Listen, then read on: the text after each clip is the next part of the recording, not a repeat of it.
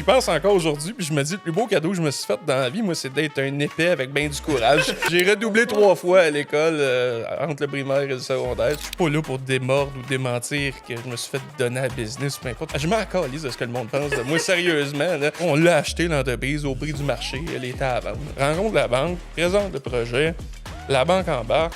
Nous, on est fous comme la merde. Ils veulent embarquer dans notre projet, puis on connaît rien. On est devenu propriétaire, sort du bureau, pleure, pas de joie, de tristesse. Parce que là, on sait pas pantoute dans quoi qu'on vient de s'embarquer.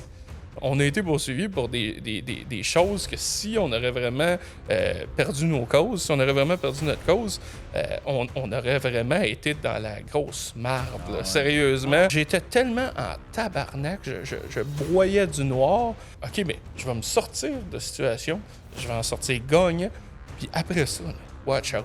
M'a bâtir quelque chose de tellement solide que plus jamais un vent ou une marée va pouvoir nous ébranler. Et c'est vraiment ça qui a fait qu'on est rendu 500 aujourd'hui et non tout le avant. Étais-tu prête à... Jamais, on n'a jamais été prêts. J'ai jamais eu de plan stratégique, moi, jamais. J'ai monté une entreprise de 500 employés sans aucun budget et sans aucun plan stratégique. Tous ceux qui nous écoutent en secondaire 2, lâchez tout de suite, vous serez pas dans la merde. Ouh, vous allez vraiment être dans la merde, tout dépendant, là. Salut, messieurs! Salut! Vincent Kelly qu'on reçoit aujourd'hui, président, propriétaire de la compagnie Sanivac. Bienvenue au podcast Solemn. Merci d'être venu aujourd'hui avec 3 enfants puis une compagnie de plus de 500 employés. Je suppose que ton temps est quand même précieux. Fait que le fait que tu prennes le temps de venir nous rencontrer aujourd'hui, c'est vraiment un privilège. On va s'assurer d'essayer de respecter ton temps. Des fois, on passe des chires. Fait que si on va trop loin, ramène-nous à l'ordre. Parfait. Il n'y a pas de stress. Pour te mettre dans le contexte vite fait, le podcast Solemn, c'est un podcast où on veut vraiment mettre l'emphase sur le parcours plus que sur la destination. Fait que je mentionnais d'entrée de jeu que tu es propriétaire de la compagnie Sanivac, qui est un monstre dans son industrie. C'est vraiment une grosse compagnie. Tu as plus de 500 employés qui travaillent pour toi. C'est quand même immense. Oui, on va vouloir traiter de ça un petit peu, mais on va surtout vouloir traiter de comment que tu t'es rendu là. Fait que je commence avec ma première question. À quelle université t'es allé pour acquérir toutes ces connaissances-là, pour être capable de monter une si grosse business? Là? Université de la vie? Ouais, exact. Non, je connais ça. Il n'y a pas de cours de toilette? Non, exactement. On a appris sur le tas. C'est comme ça, hein? Non, mais pour vrai, secondaire 2. J'ai secondaire 2 et mon père me traînait partout avec lui. Alors, c'est pas mal l'école que j'ai eue. J'étais pas un grand studieux, donc on a continué là-dedans et la piqûre a embarqué. Alors, j'ai pas plus d'études qu'un secondaire 2 et on a appris vraiment là, à travailler physiquement sur le terrain puis à évoluer là-dedans. Et autant la vision change avec l'âge qui avance, peu importe. Mais c'est vraiment assez simple. Tous ceux qui nous écoutent en secondaire 2, lâchez tout de suite, vous serez pas dans la merde. Ouh, vous allez vraiment être dans la merde, tout dépendant, là. Dépendamment de quel sens tu le prends. Ouais, Je sens qu'on va parler bien de marde. Oui, c'est ça, exact. Ça risque de tourner pas mal autour de ça, tes conversations au travail. Je le vis à tous les jours. C'est pas ta première fois. C'est ta passion. Je vis que pour ça. Je faisais exprès de mentionner justement à quelle université parce que j'avais un petit hint. Je savais que tu avais lâché l'école en secondaire 2. C'est quand même fascinant de voir un dirigeant d'entreprise qui run une si grosse business qui a un secondaire 2. Je veux dire, t'as pas fini ton secondaire. Je pense que t'as redoublé une couple de fois ton... pas te mettre sur le spot, là, mais... J'ai redoublé 3 fois à l'école entre le primaire et le secondaire. Ça a fini... j'avais 16 ans en secondaire 2 et j'allais plus vraiment à l'école. Les professeurs appelaient à la maison et mon père leur disait « Ah oui, il va y aller. » Il va finir par y aller. Il va être exactement. Finalement, c'est lui qui te donnait de l'ouvrage. Tu étais dans le cours en train de... Il se tournait, puis toi, si tu vas pas à l'école, tu viens travailler. C'était à peu près ça qu'il me disait. Donc, c'était comme ça que ça fonctionnait. Puis c'était quoi ta relation, mettons, justement, avec l'école? T'avais-tu... c'est-tu parce que t'aimais pas ça pantoute? T'avais de la misère à te concentrer? T'étais en avance sur tout le monde dans le sens où est-ce que tu voulais faire d'autres choses? Pourquoi... Non, j'ai jamais été bon à l'école, sérieusement. Ça m'a jamais rentré dans la tête. Je suis quelqu'un qui a eu énormément de difficultés à l'école et ça rentrait pas. J'écoutais pas. J'étais pas quelqu'un qui prenait énormément de place, je crois, à l'école. J'étais juste pas attiré vers l'école. Et quand le sujet m'intéresse pas, j'écoute pas. Donc, j'avais réalisé assez vite là, que aussitôt que Zone j'aimais out. pas ça, non, j'embarquais pas. Puis aujourd'hui, je réalise que tout ce qui m'intéresse, au contraire, plusieurs personnes me le mentionnent, j'ai une mémoire assez impressionnante et c'est seulement sur les choses qui m'intéressent qui ont rapport à la business. Donc, il y a plusieurs choses que je peux sortir des prix de contrat de là, 10 ans par cœur et quasiment à Que la tu te pièce près. souviens. Mais à l'école, de parler d'écouter le professeur. Non, moi, je regardais le professeur puis je me disais un jour, je vais gagner plus que toi. Puis, c'était carrément ça. Je me disais, moi, je veux travailler. J'étais déjà habitué jeune. Ne veux pas. J'ai commencé à 12 ans à travailler. Donc, quand tu commences à 12 ans à travailler, puis que tu as tes parents qui te poussent en arrière, puis tu vis ça tous les jours, là, d'être sur le marché de l'emploi, puis gagner une paye, puis d'avoir quand même un petit salaire qui rentre. Ben, tu t'apprends rapidement qu'il y a de la belle argent à faire si tu commences tôt dans la vie. Puis je sais pas, mon père, il me lâchait pas, puis il me disait tout le temps, c'est important que tu commences tôt, ta vie, il faut qu'elle se bâtisse jeune. Fait que c'est un peu ça. Là. C'est comme ça Ouais, que puis ça lui, s'est fait. son opinion par rapport à l'école, je veux dire, il était pas trop insistant à dire faut que tu ailles à tes cours, puis peu importe, faut que tu y ailles. Il était Il pas aurait de- aimé ça que j'y aille. Il m'a jamais parlé en mal de l'école, mais il a jamais poussé à m'obliger à être présent ou à y aller. Lui, pour lui, c'est tant que son fils travaille, tant que son fils avance dans la vie et qu'il sent que veut pas, il a un revenu puis qu'il n'est pas en train de se pogner le cul à la maison, ouais, ouais. ben, c'était un peu ça qu'il Tant voulait. que tu Donc, fais quelque chose de. je le de ta rendais vie. fier, je pense. Alors, il l'acceptait. C'était quoi justement ta relation avec ton père parce que tu as commencé à travailler avec lui? Fait que c'était comment la dynamique entre toi et ton père, mettons? Ah, ceux qui me connaissent savent que moi et mon père, c'était ça. Là. On a toujours été très C'est ça. proches. Ouais. C'est ça. Non, mais pour vrai, c'est un milieu de gars, de rough, puis c'est à claque ça à la face. Là, puis, Ah ouais, ok. ouais, donc on s'aimait avec Ouais. beaucoup d'ardeur. Ah ouais, Et on était très proches. On était souvent ensemble. J'étais pas un grand sorteur avec mes amis ou peu importe. Donc, on allait ensemble, on travaillait ensemble, on allait magasiner ensemble. Mon père, c'est le festival du Costco. Là, c'est 3 fois semaine minimum. Donc, vrai? c'était le Costco pour Saint-Nivac. Là, on s'alimentait à Saint-Nivac chez Costco. Alors, on faisait nos appros chez Costco. Alors, 3 fois semaine, on partait avec nos paniers. Puis on allait faire les achats pour l'entreprise Costco, Canadian Tire, les outils, peu importe. Alors, pas, la relation se créait. Puis on passait énormément de temps ensemble. Alors, c'est pas mal. De l'amour à la dure, là, comme dans le bon vieux temps, comme on dit. good là. old Ouais, time, ouais. exact. Ah ouais. Il m'a transmis la passion très jeune, puis j'ai juste suivi qu'est-ce qu'il avait créé. Là. Fait que là, tu as commencé, au début, tu travaillais pour ton père quand tu as commencé avec Sanivac. Ouais, exact. Fait que ton père, il renait le show, puis toi, tu travaillais pour lui, mais tu étais assis d'un bureau ou tu étais. Non, j'ai commencé, j'avais 12 ans. Donc, à la fin du primaire, commencé à travailler, laver des toilettes l'été. Des toilettes portatives là, que vous voyez partout de Sanivac. Je lavais ça dans la cour. Ma soeur, mon cousin aussi, les trois, on est copropriétaires. Les trois, on faisait ça. Donc, l'été, on lavait des toilettes. Puis le reste de l'année, pendant notre année scolaire, on faisait le ménage d'un bâtisse. On lavait des camions de soir. Donc, ça jouait en dessous. Laver des camions, faire le ménage, laver des toilettes. On faisait un peu les trois sphères d'activité. Là, puis c'est comme ça qu'on à s'occupait. job sale. là. Ouais, ben, c'est correct. Ah C'était ouais. le fun. Et en même temps, on bâtissait des garages parce que Saint-Nivac est en train de se bâtir entre 2000 et 2012. Il y a eu énormément de construction de garages à Notre-Dame-l'Île-Perrot. Donc, c'est vraiment là-dedans. Autant laver des camions, laver des toilettes, faire les ménages des bâtisses et de bâtir des garages avec nos parents. Alors, on passait toutes nos soirées, fin de semaine, l'hiver, déneiger la cour avec les loaders et compagnie. Alors, c'était une enfance à Notre-Dame-l'Île-Perrot sur le terrain de Saint-Nivac avec le papa et le mononcle et compagnie. Alors, on était une famille habituée d'être vraiment dans l'entreprise familiale très jeune. Puis bon, ça me- c'est eux qui avaient fondé l'entreprise? Non, c'est notre grand-père et notre grand-mère qui a parti ça en 61. Donc, notre grand-père, John, a parti ça. Lui, dans le fond, il n'était pas entrepreneur. Il voulait partir une entreprise. Ça faisait longtemps qu'il voulait être entrepreneur. Et quand il a vu le temps que ça prenait pour faire vider sa fosse septique, il a décidé de se partir en business là-dedans. Lui, j'ai dit, tant qu'à attendre, il doit y avoir une opportunité. Il doit y avoir pas assez d'entrepreneurs là-dedans.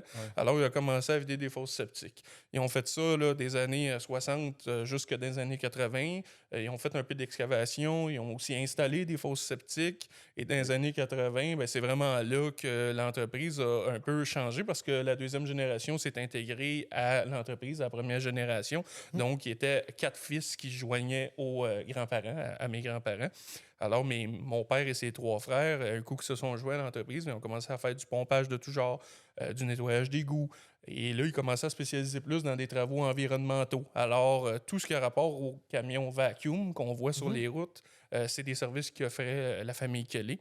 Et tranquillement, ils ont décidé qu'ils ne pouvaient pas tout faire. Alors, ils allaient se spécialiser vraiment plus dans des services environnementaux plus que dans l'excavation ou le déneigement. Alors, tranquillement, ils ont arrêté de faire du déneigement. Tranquillement, ils ont arrêté d'installer des fosses septiques et faire de l'excavation pour poursuivre seulement dans la vidange de fosses septiques, dans le pompage de tout genre par camion vacuum et le nettoyage d'égouts. C'est vraiment ça qu'ils faisaient dans les années 80, jusque dans les années 90, où est-ce que dans les années 80, ils ont fait l'acquisition d'entreprise. Donc, c'était vraiment rendu la deuxième génération qui possédait l'entreprise. Et dans les années 90, autour de 94-95, ils ont commencé les toilettes portatives. Alors, c'est vraiment comme ça que le cheminement des services ont fait. Puis là, à partir de 2000 en montant, il y a eu plusieurs services qui se sont rajoutés à la gamme de services d'entreprise. Mais vraiment, c'est de la première génération, les fosses. La deuxième, le nettoyage d'égouts, pompage de tout genre. Et après ça, les toilettes portatives. Et suite à ça, on s'est joint plus dans l'entreprise à partir de 2000. À partir de 2000, quand tu dis on s'est joint dans l'entreprise, tu parles de toi aussi? Oui, mais moi, c'est vraiment en 2005 que j'ai commencé à travailler intensément. C'est sûr que je participais. Là. Moi, j'avais 6 ans, je chauffais un loader. Là. Donc, j'étais présent.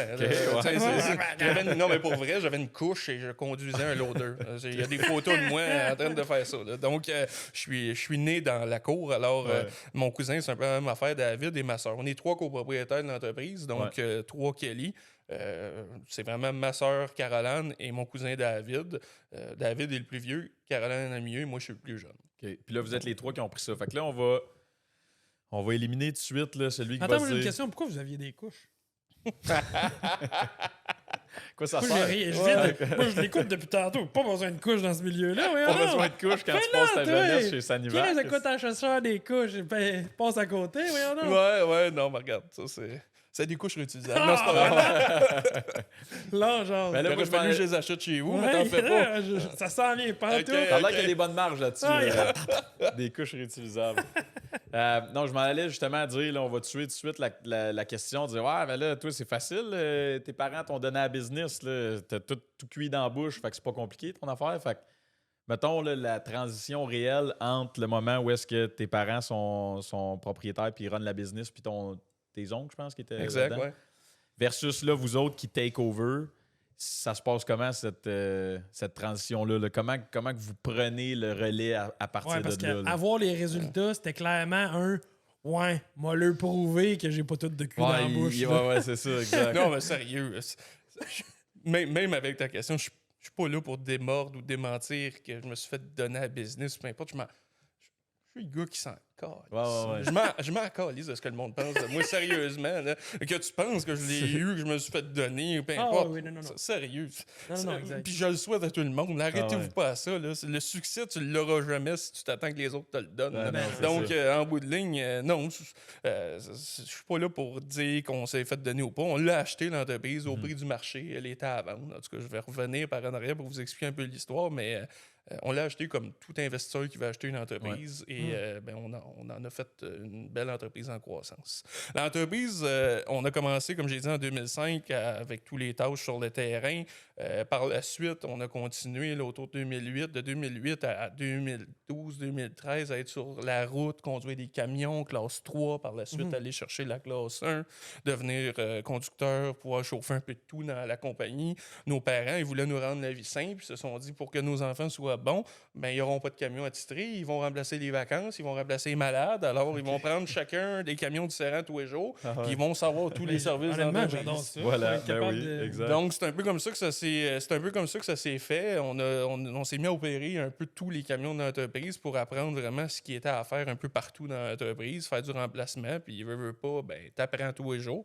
Et en 2012-2013, je chantais que, on dirait qu'à toutes les années, pendant que j'étais sur la route, je sentais pas que j'étais utilisé à mon plein potentiel. Je sentais que je pouvais offrir plus à l'entreprise. Je sentais que je suis très analytique. Puis là, je regardais, on pourrait faire ça. Puis là, je rapportais ça à mon père, puis j'essayais de lui dire là, que Ah ouais. j'aimerais ça pouvoir participer à faire évoluer l'entreprise. Donc, lui, il dit, ben, demande voir s'ils peuvent t'offrir un autre poste. Donc, fais une demande parce qu'ils ne voulaient pas s'en mêler. Ouais, Là, ouais, les ils frères voulaient pas, Kelly, là, ils ouais. ne voulaient pas se mêler à l'entreprise au niveau de la gestion opérationnelle, là, de faire passer leurs enfants avant d'autres ou peu importe. Ouais. Donc, notre directeur des opérations à l'époque, ben, on a essayé quelque chose. Je suis rentré dans les bureaux comme adjoint au contremaître de cour et support aux opérations. Alors, j'ai aidé le contremaître de la cour avec tout ce qu'il y a à faire comme tâche administrative parce que c'est pas un gars de bureau. Et aussi, j'ai aidé les opérations avec tout ce qu'ils ont besoin d'aide. Là. Alors, ben, rentre dans le bureau en 2013, commence à opérer toutes sortes d'affaires, apprendre à faire des achats, embauche, congédiement, formation, tu sais, tout ça sur le tas. Là. Ouais. Tu sais, c'était plus facile. Là. Ah En ouais. 2012-2013, on était sûrement une vingtaine d'employés, 25 employés. Alors, de 2012-2013 à 2017, on a passé de ça à peu près à 50-60 employés là, avant Quand même l'acquisition. doubler l'effectif. Exactement. Donc, tu sais, une entreprise de cette taille-là, il n'y avait pas trop de structure. Alors, on était ouais. capable de toucher à tout puis apprendre à tout Ouais. faire. Et c'est vraiment là que j'ai appris à ouvrir un ordinateur. Je m'assis en avant d'un ordi en 2013. Moi, j'étais un gars de terrain, d'opération. Puis, apprends à ouvrir un ordi, apprends à jouer sur Excel, ouais. envoyer des emails, à tout mettre dans le titre. Là. Tu sais, ça, c'était Ah, mon ouais. genre. Là. Donc, commence de L'objet, mettre le même. courriel Ouais. au complet. Ah, exact. Là, ça a commencé comme ça. Commence à apprendre les ordinateurs. Et ma soeur était en maternité à l'époque. Donc, c'était ma sauveur pour tout ce qui est informatique. Et elle m'aidait à distance. Alors, elle me donnait des petits trucs. Et là, on travaillait ensemble à m'améliorer là-dessus. Et David, lui, était mon cousin, était chargé de projet. Et ma soeur était en maternité, mais était au service à la clientèle. Donc, on touchait, on commençait à C'était rentrer dans les complémentaire, là, bureaux. comme, Exact. On commençait à travailler ensemble, à plus se côtoyer. On se côtoyait plus dans les bureaux que sur la route, parce qu'on était chacun de notre côté sur la route. ouais. Donc, on a vraiment appris un peu à se côtoyer à partir des bureaux. Et on a appris un peu toutes les tâches. Puis là, vraiment, c'est là que de 2013 à 2016, ben, touchais une chose, je touchais une autre chose. Et je réalisais que ce que je faisais au day-to-day, à faire un peu de tout, j'adorais ça, j'en mangeais. J'aimais le côté d'être obligé d'aider le monde. J'aimais le côté aussi pas de me sentir efficace puis de pouvoir amener quelque chose. Alors, je commençais de plus en plus à appeler par le monde, de plus en plus, tu sais, pas le monde, il avait besoin de moi pour certaines choses, puis ça, j'aimais ça. Donc, c'est là qu'en 2016, les frères Kelly, la deuxième génération, donc mon père et ses 3 frères, excuse-moi, ils étaient 4 frères à l'époque, et en 2001, un des 4 frères a pris sa retraite. Donc, en 2016, quand il était rendu à vendre l'entreprise, il était rendu 3 frères. Donc, mon père, c'est Patrick, c'est celui du milieu. Daniel, c'est le plus jeune. Et Denis, c'est le plus vieux. Denis s'occupait de la mécanique. Denis, c'est le père de David, mon cousin qui est rendu propriétaire avec moi. Mon père s'occupait des opérations. Donc, c'est le père de Caroline et moi. Ouais. Et Daniel n'avait pas d'enfant.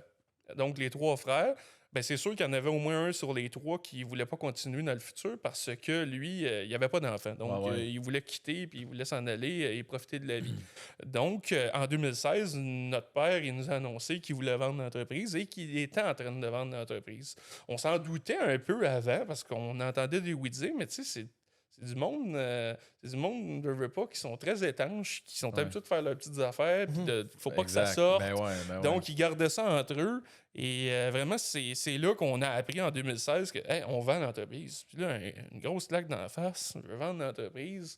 Il me dit, veux-tu rester? Vas-tu rester? Non, je ne resterai pas. Je ne veux pas rester. Je ne veux pas travailler pour d'autres personnes que la famille.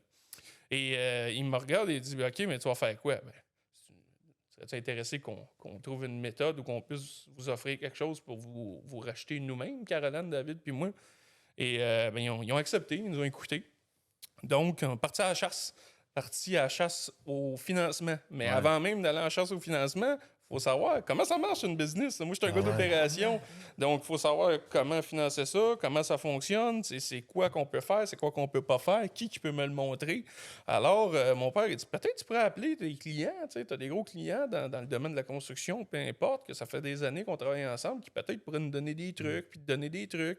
Donc, rencontre un, rencontre l'autre, va dîner avec un, va dîner avec l'autre. Puis c'est un petit jeune, 23, 24 ans, qui s'en va dire à un monsieur de 60 ans, « Hey, je vais acheter mes parents. » Puis Peux-tu me je sais donner pas des comment. Veux-tu me donner des trucs? Comment je peux faire ça? Vous êtes qui, Donc, vous? la chance que j'ai eue, c'est que les 3 années d'avant, j'étais dans le bureau et Ah ouais. je travaillais au téléphone avec ces T'avais déjà clients-là. une Donc, j'avais relation. créé des Ouais, ouais. relations avec ces personnes-là à leur donner un bon service. Et ils ont accepté de m'aider. Donc, un truc, l'autre truc, un autre truc. Donc, tout ça pour dire qu'en 2016, vers la fin de l'année, on a une idée, on a un plan, on veut faire quelque chose. On dit à nos parents, est-ce que vous êtes prêts à aller de l'avant si on fait venir la banque et on leur propose un plan? Et on dit, ben oui, on va écouter le plan puis on va regarder si c'est faisable. Nous, on veut tel montant, on veut sortir de l'entreprise, puis on l'a, notre montant. Donc, Ouais. êtes-vous prêts à payer ça? Je C'est sais un même prix pas. d'amis ou? Ah, Chris. Non, c'était le prix du marché. Ben, il y en a un puis, qui est pas- il y en a un, ton oncle qui n'a pas d'enfant, lui, tu sais, je veux dire, je suis sûr qu'il Non, t'aime non, bien non, parce que c'est son neveu, mais en bout de ligne, sérieusement, lui, il veut son puis- cash. puis Puis toi, tu travailles toute ta vie. Là, Ah puis ouais. Tu travailles toute ta vie. Là, tu bâtis une Donne- entreprise. Là, Ah, moi, je vais que donner. t'as- Je vais donner, ouais, ouais. Moi, je vais Ouais, donner. je- Moi, j'ai un grand cœur, je vais donner. Mais non, mais tu comprends. Regarde, toi, je veux c'est toi, dire, mais moi, je vais donner, c'est clair. moi, personnellement, je veux dire, je leur en veux pas. Là, ils nous ont vendu ça, ils ont travaillé toute leur vie, Ben ils ont oui, travaillé, mais Chris, ils le méritent. Et ah ouais. il y avait le choix de le vendre à un autre Ouais. ou à nous. Pour vrai, il y a eu 3 futurs acheteurs. Les 3, il y a eu des choses bonnes, il y a eu des choses moins bonnes dans leur offre que j'ai Ok. su par après. C'est vrai? Et- Fait qu'ils analysaient quand même d'autres mondes. Ah oui, Ouais, oui, il ils était pas, analysaient les offres. Et ils veulent pas, ben, ils étaient heureux de savoir que leurs enfants Ben ouais, étaient c'est intéressés, mais Ben oui. ils croyaient pas que c'était faisable de financer ça puis de lever le financement. Et quand la banque est venue nous rencontrer, la banque rencontre. Ben, on est allé avec une institution financière, puis on croyait en elle parce qu'ils ont cru longtemps en la famille qu'elle est. Donc, rencontre la banque, présente le projet, la banque embarque. Nous, on est fous comme la marde. Projet, waouh, ils veulent le faire. Puis c'est comme, qu'est-ce qu'on a fait pour qu'ils veulent le faire? Là? Tu sais, on les croyait Ah ouais. même pas, là, veut pas. Là. Ils veulent embarquer dans notre projet, puis on connaît rien. Ils ont plus confiance en nous que nous, on a confiance en nous. Donc, c'était un Ok, peu ouais. ça. Ah ouais. C'était carrément ça. Et les frères ils ont été un peu étonnés parce qu'ils étaient sûrs et certains que ça pourrait pas se faire. Ouais. Et veut pas, on l'a fait. Et c'est vraiment là, entre la fin 2016 et octobre 2017, qu'on a travaillé à tout ce qui a rapport au financement, à monter ça, à aller faire l'acquisition finale en octobre 2017. Donc, en octobre 2017, c'est là que signe en haut, signe en bas. Hey, je me souviens, je pense que j'avais un pied de document sur le bureau à signer, un après l'autre. C'était à la main. Là. Easy Sign, c'était moins en mode. c'est là. ça, exact. Donc, Exact. signe à la main, signe un, puis c'était quelque chose. Là, on signe. Et on est devenu propriétaire le 17 octobre 2017, si je me trompe Aïe, pas. aïe, aïe. Wow. Et sort du bureau, pleure, pas de joie, de tristesse. Parce que là, on sait pas en tout dans quoi qu'on vient de s'embarquer. On Ouais, là, a ça te juste- frappe, là. Ah oui, Ah, exact. c'est clair. Entre la date qu'on a présenté le projet à nos parents, puis le mois d'octobre 2017, la seule affaire qui nous excitait, c'est « Hey, ça marche, on va Ouais, l'avoir. ça va fonctionner, être à moi il y a le du projet. cash, Non, là, non, ouais. non, non, non. Puis là, on y va, on va le faire. » Et en octobre 2017, après d'avoir acheté, c'est comme « Ah, ben c'est fait. Ah, là. Là, il faut gérer ça. Là. Ouais. OK. Donc, je vais tout le temps me souvenir, on sort de la salle de réunion après d'avoir acheté l'entreprise Sanivac et la grande équipe qu'on avait autour de nous. On était rendu environ 50-60 employés à l'époque. Et je m'en allais faire des routes de toilettes parce que je n'avais pas de dispatch. Donc, tu sais, ça te donne un peu une idée de qu'est-ce qu'on faisait. Ah Achète, j'étais acheteur, dispatch, À la bonne service franquise. à la clientèle. avec Concierge, des gars. Ah, tout on faisait ah ouais. tout, exactement. Et ça a pris un bon bout, là, à tout, veux pas digérer ça, puis à le pleurer pas mal. Je pense que ça a Ah été ouais. plus triste qu'heureux faire cette Puis quand est-ce que tu as eu le édition-là. déclic de réaliser que là, tu avais le pré-rénovation, puis c'était quoi tes prochaines, tes premières étapes? Ça n'a pas pris énormément de temps parce que, ben, tu sais, on était habitué de travailler fort, mais là, c'était une autre étape. Là, de travailler fort, c'était pas intelligent de travailler comme ça. Ça avait pas de bon sens. Je venais d'avoir ma première fille 1 an avant d'acheter, puis là, j'en ai eu 2 autres après ça. Donc, tu sais, Tout en 3 même temps, enfants, même 7, dans- 6, Yes, 4. pourquoi pas tout faire les choses en même temps? Ben hein? exact, on va s'en sortir. Ah ouais, Faut c'est ça. après, hein? On va broyer une bonne shot, là. Ah, il y en Après avait ça, plus de larmes on aura avant. Ah, c'était pas vider réfléchi. le sac. Sérieux, j'y pense encore aujourd'hui, puis je me dis, le plus beau cadeau que je me suis fait dans la vie, moi, c'est d'être un épais avec bien du courage. Puis c'est carrément ça, là, c'est carrément ça. C'est carrément ça. Honnêtement, je pense que je vais te faire un t-shirt de même. Ouais? Je te Ok. fais un t-shirt de même d'un matin. Non, mais je La souhaite première à fois tout le d'arriver- monde Moi, d'être qu'est-ce que quelqu'un je- d'extrêmement travaillant, puis d'être pas trop intelligent, puis de se lancer en affaires. Je pense que t'as plus de chances de réussir que d'être bien intelligent puis pas travaillant. Mais c'est un peu ça qu'on a fait. Moi, qu'est-ce que je suis? C'est le titre du podcast. Moi, qu'est-ce que je suis? Un épée avec ben du courage. Ça fait genre un slogan politique. Votez pour moi. Je suis un épée avec bien du courage, mais c'est bon que tu dis parce que, tu sais, en bout de ligne, tu t'es mis dans. Tu sais, il n'y a pas de bon moment, Ouais. on dit souvent, il n'y a pas de bon moment pour que ça arrive, mais Ouais. tant qu'à être dedans, en bout de ligne, tu sais, si tu veux que quelque chose se réalise, demande à quelqu'un qui est occupé, bien, celui qui est occupé, il va être capable de le faire, tandis que celui qui se pogne le cul, il va continuer à se pogner le cul, tu sais. Fait que des fois, c'est dans cet environnement-là que tu performes le mieux, Exact. même si c'est difficile. Puis écoute, je suis certain que tu vas être capable de nous raconter qu'il y a des moments que ça devait pas être facile dans le processus. Là. Tu sais, Ouais. la fois que tu as pleuré en sortant du notaire parce que ça venait de se concrétiser, je suis certain que c'est pas la seule fois que tu as pleuré dans Ben, ce je vais t'en compter une segment-là, là. encore plus drôle. Moi, j'ai habité longtemps au Cèdre. Et pour revenir à la maison le soir, ben, j'habitais au Cèdre quand on a fait l'acquisition de l'entreprise Sanivac qui est située à l'île Perrault. Donc, le chemin pour aller chez moi le soir et le matin, c'était de passer devant ta maison et ou pas loin. Ouais. Et quand je suis rentré dans la rue tantôt, je pensais à toutes les fois que je nommerai pas le nom de la rue là, parce que je ne veux pas dire c'est où, mais je pensais à cette rue-là parce que c'était sur cette rue-là que je m'arrêtais pour pleurer. Ah ouais, avant d'arriver chez vous. Avant d'arriver chez nous, au Cèdre, j'arrêtais dans ta rue, je te l'annonce, et j'ai pleuré. Je ne peux pas te nommer le nombre de fois que j'ai pleuré. Puis je pouvais être arrêté une demi-heure, puis je faisais juste pleurer. Il fallait que ça sorte. On pleure, puis on pleure, puis on pleure, puis ça sort, puis je repartais, puis on s'en va à la maison. Ma blonde le savait, là, j'étais tout plaqué, puis pas grave. Ça fait partie du processus. Si ça serait facile, tout le monde le ferait. Ben exact. Exact. Mais c'est. Puis tu sais, juste Mais c'est le une fait très que belle tu rue le pour pleurer. mentionnes. C'est une Ouais, c'est belle une rue pour pleurer. Non, je suis désolé, Non, mais non, ta mais rue c'est est vrai. direct sur le chemin, elle se prend bien pour Ouais. sortir, c'est là qu'on sort. C'est on tranquille. s'arrête C'est là. pas le binière parce que le binière, il y a bien du trafic, c'est Ouais. dangereux. Là, au moins, t'es tranquille. Mais là, la prochaine fois, j'ai goût de pleurer, je vais faire attention pour me parquer un peu plus loin, pas que tu me regardes par ta Pas fenêtre. de spotant, esti. Hey, check ça, Joe, Vincent qui broille. Non, mais juste le fait que t'en parles, tu sais, on dirait que c'est tabou, cette espèce de sujet-là, que, tu sais, il faut être tough pour être en business, puis.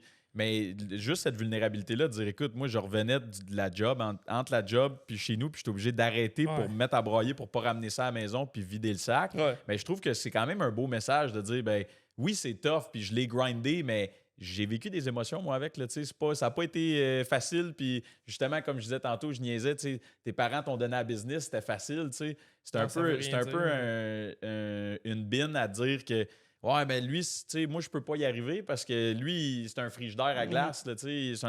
Il a pas d'émotion. Ouais, C'est un exact. frigidaire, il sent rien. Ah ouais. Ben non, c'est pas ça la réalité, ouais, là, puis- tu sais. Tu sais, on a toutes 8 heures par jour, ou 12, ou 14, si t'es un peu maniaque. Là. 28, Mais tu sais, pas 28? c'est ça exactement. mais en bout de ligne, tu sais, c'est qu'est-ce que tu fais avec ton temps, c'est tout. Ouais, là. Je veux exact, dire, il exact. faut.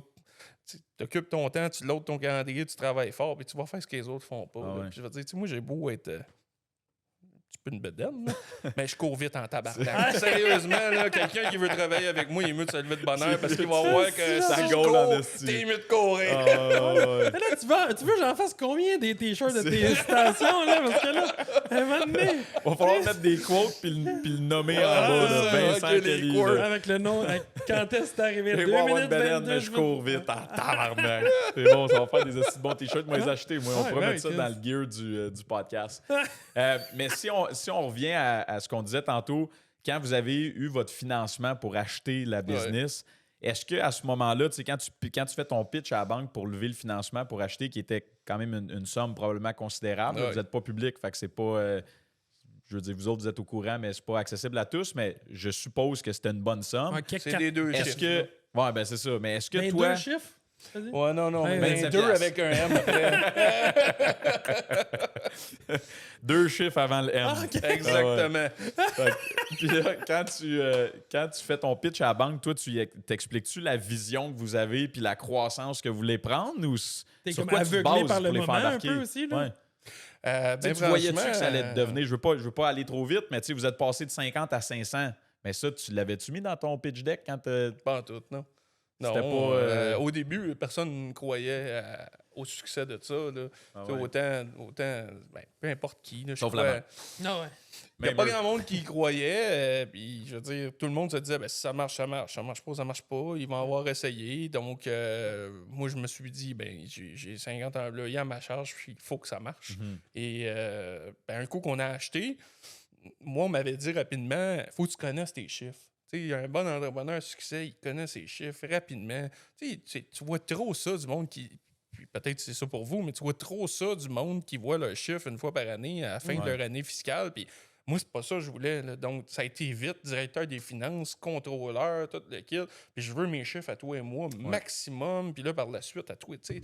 Là, on commence, puis on travaille, puis on veut des chiffres rapidement. Donc, que t'en perdes, ben, tu le sais vite. Puis que t'en fais, tu le sais vite. c'est Alors, veux pas, les chiffres nous ont aidés beaucoup dans notre croissance. Mais quand on est sorti, la première fois qu'il est venu, c'est pas de faire grossir l'entreprise, c'est qu'est-ce qu'il faut que je fasse pour pas avoir à tout faire moi-même. C'était vraiment ça le questionnement que j'avais, c'est je veux pas tout faire moi-même et je ne peux pas tout faire moi-même.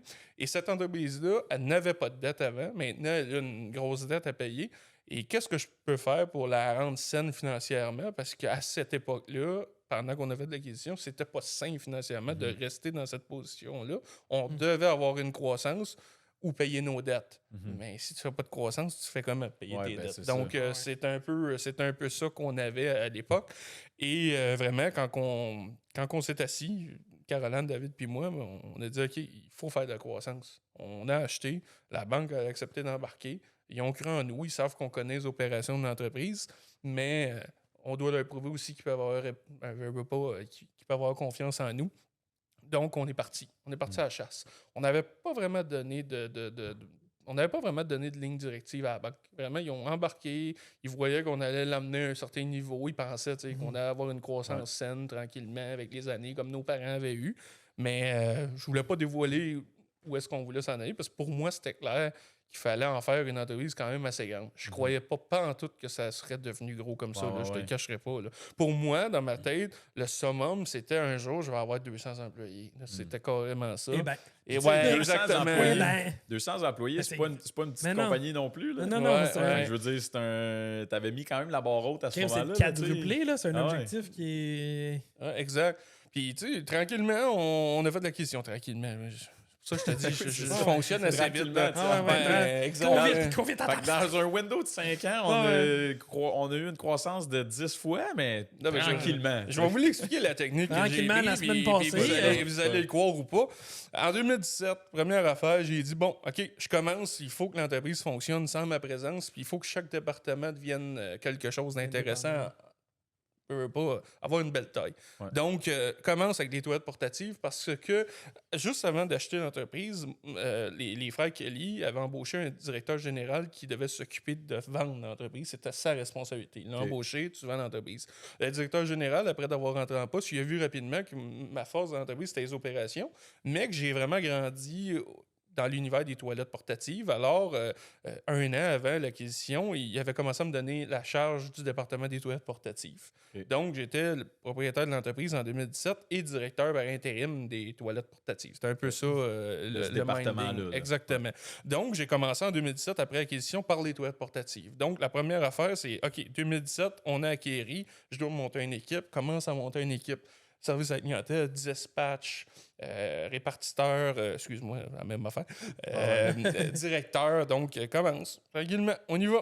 Go, faut que ça commence. Puis là, je vois que ça lève, je vois que toutes les choses se placent et je vois que j'ai du beau monde qui veut avancer avec moi puis sont prêts à se donner. Alors, rapidement, j'annonce à Jean-Philippe qui est quelqu'un qui est encore avec nous et qui fait d'autres choses dans l'entreprise, mais Jean-Philippe, à l'époque, était le dispatch du département et tranquillement, je l'ai nommé directeur adjoint, puis c'était moi le directeur, puis par la suite, je l'ai nommé directeur.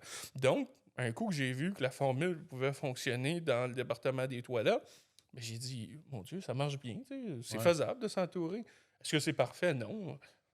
Mais en bout de ligne, il faut l'essayer. Donc, monte une équipe, la rendre fonctionnelle, puis tout laisser ça gérer par Jean-Philippe, puis avoir un œil sur Jean-Philippe. J'ai réalisé que, OK, je suis capable, on y va. Donc, commence avec ce département-là, donne confiance, on repart, on recommence dans un autre département. Mais là, je me suis dit assez vite, OK, est-ce que je veux une grosse entreprise ou est-ce que tout le monde s'occupe de tout ou je veux plusieurs micro-entreprises dans une grande entreprise qui vont faire que le monde va se sentir plus comme à la maison? Alors, ben, c'est un peu ça que j'ai fait. J'ai dit, OK, je vais reproduire la même affaire qu'aux toilettes, mais je vais le faire avec les fosses septiques et les trappes à graisse. Et à l'époque, c'était minuscule là, dans l'entreprise. C'était vraiment les deux plus petits départements. Et ben, j'ai pris la meilleure personne que j'avais en poste dans le département des toilettes, autre que Jean-Philippe à l'époque. Et je lui ai dit, Déby, viens-t'en, tu vas me suivre, puis on va aller partir à un autre département. Donc, rénove, fais un petit bureau. Puis, hey, petite vision, là. J'ai une personne, j'ai un département, tu sais, c'est ridicule le chiffre d'affaires. Je fais un bureau, 6 bureaux. J'installe les 6 bureaux. Les 6 bureaux sont là. Je dis, Déby, dans un an, on se reparle, puis les 6 bureaux sont occupés, puis on a monté un département qui est assez rentable. On va avoir 6 personnes de le gérer dans le bureau. Donc, pars avec ça, commence à monter une équipe à Déby, essaye du monde, monter une équipe, essaye du monde, pour que le département des fosses septiques et trappes à graisse commence à ressembler à celui des toilettes. Puis on a eu, c'était des 60% d'augmentation de chiffre d'affaires par mois. Wow. Là, OK. ça n'a jamais arrêté. Là. Donc, on pousse. Puis, ça a toujours été la même formule. On dit oui. On est une entreprise de service. Donc, tu dis oui, puis le service, il rentre, puis le client arrive, puis il va rester avec toi. Donc, Déby a compris assez vite la philosophie là-dedans. Faites ça dans le même département pour par la suite réaliser que, OK, ça fait 2 départements, puis c'est fonctionnel. Il faudrait bien que je m'occupe aussi comme de la mécanique, parce qu'on a un gros département de mécanique, on a des départements de finances, on a un département de ressources humaines, on a plein d'affaires à mettre en place dans l'entreprise. Et ces deux-là commencent à bien aller. Bon, ben, je vais donner du temps aussi à l'équipe de mécanique. Commence à faire un peu la même affaire avec la mécanique. Nomme un directeur, commence à monter une équipe. Chaque département, j'avais passé un an assis dedans. Donc, je me m'assisais un an. Donc, en 2017, assis un an des toilettes. 2018, assis un an avec l'équipe de fosses septiques, trappes à graisse. 2019, avec l'équipe de mécanique un peu plus. Puis 2020, mais commence à plus m'occuper avec les RH puis les finances. Donc, je m'assieds avec les RH, finances, engage directeur des finances, puis tout le kit. J'avais déjà embauché un an d'avance, mais tu sais, vraiment, c'est une année par département où est-ce qu'on va voir c'est quoi qui marche, on va voir c'est quoi qui marche pas. On va essayer des choses, puis on va se monter une équipe. Puis la personne qui va avoir vraiment travaillé fort, puis qui va avoir voulu embarquer, qui va avoir créé une confiance et une bonne relation, ben, veux pas. J'aurais pas le choix de le nommer patron de l'équipe. Ouais. À un moment donné, le monde, quand ils sont rendus, qui t'appellent patron, puis tu l'as même pas nommé patron, là, c'est sûrement que c'est lui le patron. c'est Donc, ça a exact. toujours été comme ça chez Naturellement, Saniver. ouais. C'est carrément de même que j'ai amené le monde à devenir des directeurs dans mon équipe. Et ben, directeur des finances, directrice des ressources humaines, puis ils montent une équipe. Puis là, la COVID a frappé.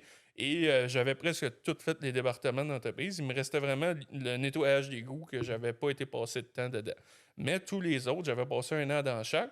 Et la COVID a frappé. Qui dit crise sanitaire dans une entreprise de services sanitaires, vous comprendrez que la compagnie a doublé. Ouais. Donc, de 2000 à 2021, l'entreprise a doublé de taille. Juste par les besoins de la clientèle. Et c'est là vraiment là, qu'on a passé à un autre niveau. Puis il fallait dire oui. Puis vraiment, on n'a pas arrêté. Mais tu sais, je pourrais continuer, mais ça a vraiment été un an dans chaque place. À quel point vous étiez prête, mettons, quand la COVID est arrivée? Parce que c'est une chose de dire qu'il y a plus de demandes parce qu'il y a une crise sanitaire, mais à quel point, tu sais, je comprends là, que tu avais fait, le timing était quand même pas pire parce que tu avais fait le tour des départements un peu, mais tu sais, ça te prend de l'inventaire. Après ça, quand tu as cette croissance-là, cette demande-là, il faut que tu embauches du monde aussi. Comment que tu deals avec ça? Mettons, étais-tu prête à. Jamais. On n'a jamais été prête. Ouais, nous, on fait les choses, après ça, on sort de la marde. Ah ouais. C'est tout le temps été comme ça. Là. On n'a jamais essayé de se préparer d'avance puis avoir un beau plan stratégique, puis ouais. ainsi, puis ainsi. J'ai jamais eu de plan stratégique, moi, jamais. J'ai monté une entreprise de 500 employés sans aucun budget puis sans aucun plan stratégique. Dans le fond, t'es juste mardeux, là. Non, mais sérieusement, c'est pas Mais des c'est mardeux, ton guts. c'est de dire oui tout le temps aux clients. Il faut dire oui. Une entreprise Dis de oui, puis service, figure-la après. dis oui, c'est important, dis oui, là. Puis tu t'en vas, sky's the limit. Tout le temps. Puis comment tu veux, toi, faire un budget à faire du 60-70% d'augmentation de chiffre d'affaires? Mais non, c'est Comment tu fais ça? Non, Explique-moi. ouais. Donc, moi, j'ai commencé avec mon monde aux finances. Là, mon monde aux finances, au début, ça prend un budget. Après 2 mois à l'emploi, ça n'a pas de bon sens, la croissance de la compagnie. On fait pas de budget. Quand on aura besoin, on aura besoin. Il ne faut pas qu'on calme l'entreprise. Là, être sur une aide d'aller. Là, c'est correct, là, ça marche. Donc, Donc, tue pas le momentum. non, faut pas tuer le momentum. ouais. Donc, on continuait. Puis là, plan stratégie. Où ton plan stratégie? Mon la stratégie. On va dire oui au client, puis c'est tout. Donc, c'était assez simple. On dit oui, on Un plan descend les stratégique clients. d'une page. Dis Ah, oui. ouais, dis oui, c'est On- ça. on Un a autre passé- t-shirt. On est à 3. Dis oui, figure-le après. Je vous niaise pas. On a passé de 50 employés à 300 employés sans faire une acquisition, juste en développement organique, en Wow. achat de camions, puis avec C'est aucun malade. département de vente dans l'entreprise. Aucun département de vente et de marketing dans l'entreprise, jusqu'à Organiquement. 300 employés. Fait que essayez de figurer comment est-ce qu'on dit oui. Ça a Ouais. été terrible comment est-ce que... Mais je dirais que je suis un peu maniaque. Moi. Ah ouais. Ouais, j'aime vraiment qu'on dise oui, mais je vais m'assurer qu'on dit oui. Là. Ouais. S'il faut que j'appelle au service à la clientèle à tous les jours pour être sûr qu'on réponde en 30 secondes, je vais Ah le faire. ouais. Donc, c'est un peu ça. On avait l'équipe, on avait du bon monde, on avait du monde qui comprenait la vision aussi d'où est-ce que l'entreprise voulait aller, et on disait oui. Et vraiment, mais rapidement, de 50 à 300. Et c'est là que les acquisitions, Mais on pourra en parler plus tard, y ont a-tu- commencé. Y a-tu des oui qui t'ont fait pleurer sa rue Meloche ou.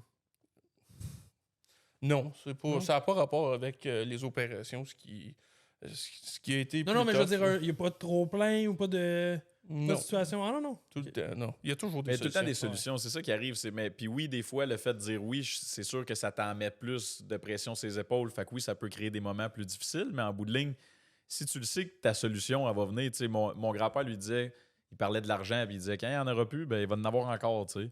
Puis c'est pas cave, parce que quand il n'y en a plus, il y en a encore. Il faut juste que tu trouves des façons de la faire apparaître, tu sais. Fait que c'est un peu dans cet ordre d'idée-là. T-shirt. Puis parlant... Ah, puis je le dis tout le temps, on est une start-up. On est 500, on est une start-up. Ouais. Moi, je ne changerai pas le minding, Ouais, jamais mais c'est à ton vie. mindset, c'est Mon ça. mindset, c'est on est une start-up, puis ça ne changera pas. Puis si tu n'es pas prêt à travailler comme si tu une start-up, l'entreprise, ben viens pas travailler chez nous. Mhm. C'est carrément ça. Ah, c'est parce tout qu'en bout de ligne, on est une start-up. On a bâti ça tellement vite.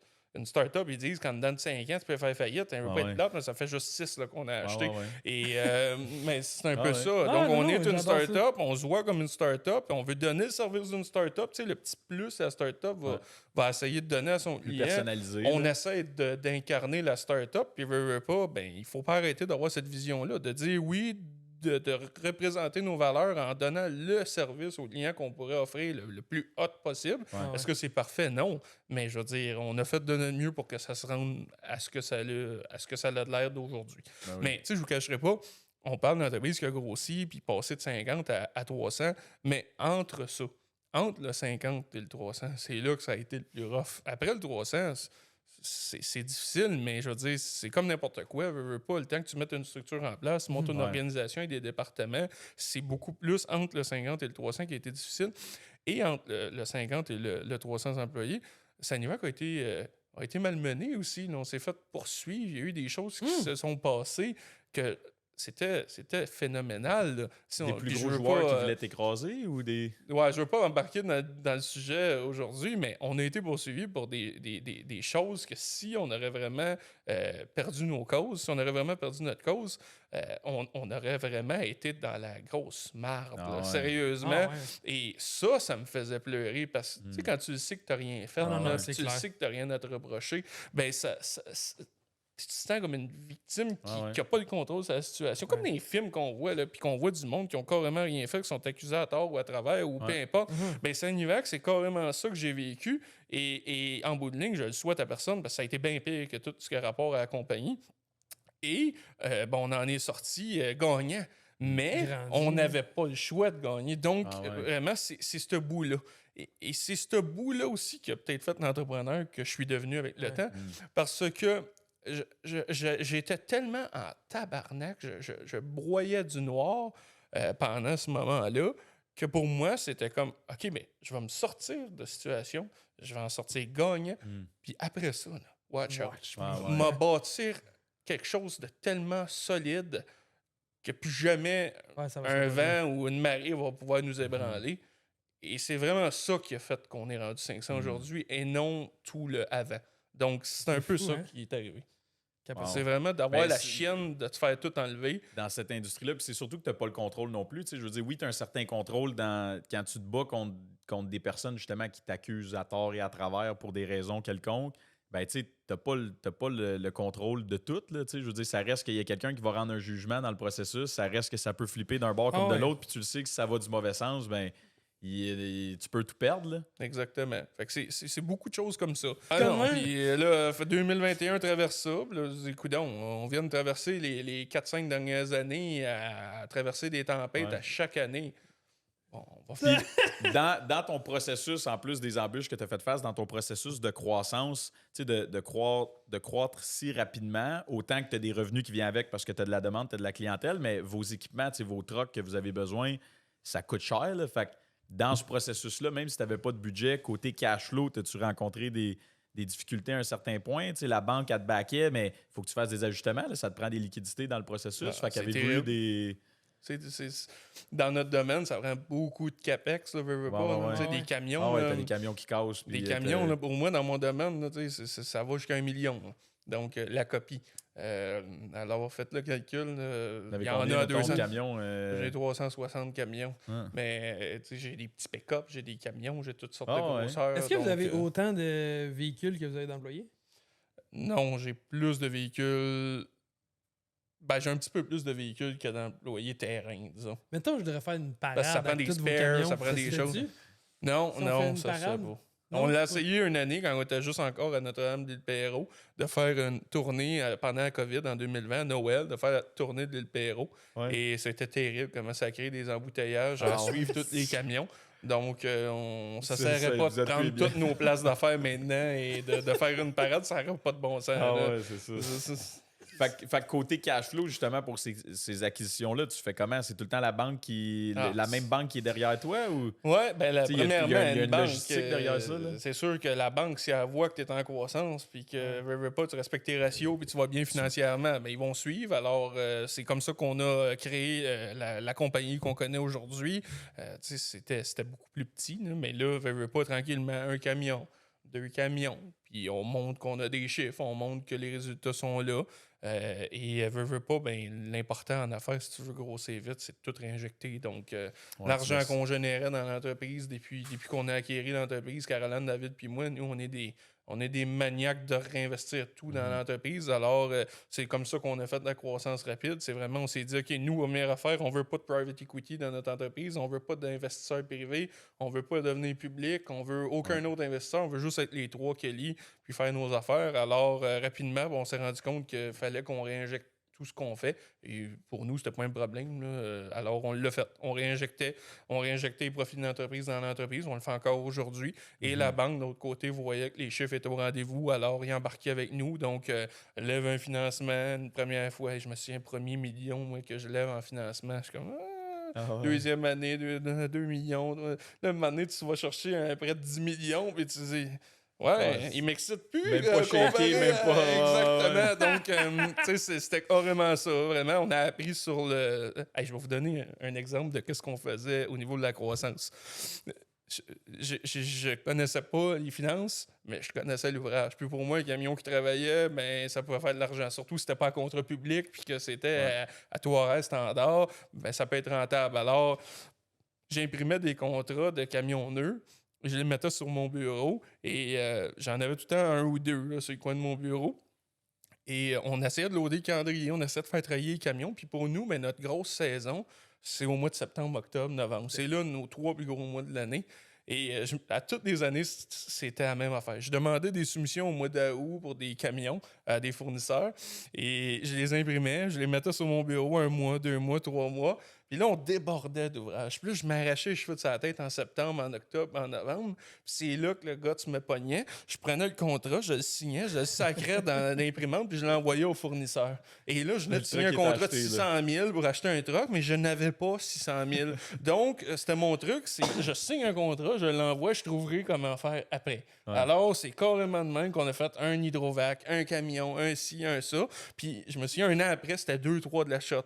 Puis je l'ai déjà signé, c'est comme 5 d'un coup. OK, maintenant, c'est plus pareil. Là. Ouais. Mais il fallait que, entre le moment, parce qu'un camion, ça peut prendre 6 mois, 1 an à recevoir, un coup qui est commandé. Donc, je savais que j'avais 6 mois, un an pour figurer comment j'allais y trouver assez d'ouvrages pour le faire travailler, comment j'allais le payer quand il allait arriver, à quel moment de l'année qu'il allait rentrer, puis le payer, parce qu'une entreprise saisonnière, pas comme la nôtre, les liquidités sont moindres au début de l'année, au début de la saison qu'à la fin de la saison. Là, pas, on vit sur le vieux gagné de l'hiver, rendu au mois de mai, juin. juin.